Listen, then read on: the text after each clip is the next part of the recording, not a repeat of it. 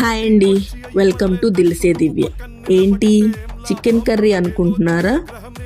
కాదండి, non veg కంటే టేస్టీగా ఉండే పకోడీ కూర.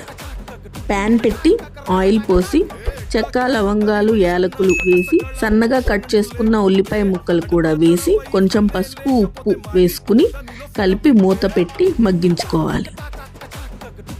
ఇప్పుడు అందులో కొంచెం అల్లం పేస్ట్ వేసి కలిపి టొమాటో, పచ్చిమిర్చి ముక్కలు కూడా వేసి బాగా కలుపుకొని మూత పెట్టి మగ్గినాక కొత్తిమీర, కారం, మీ టేస్ట్కి తగినంత కారం వేసుకుని కలిపి ఒక గ్లాస్ వాటర్ పోసి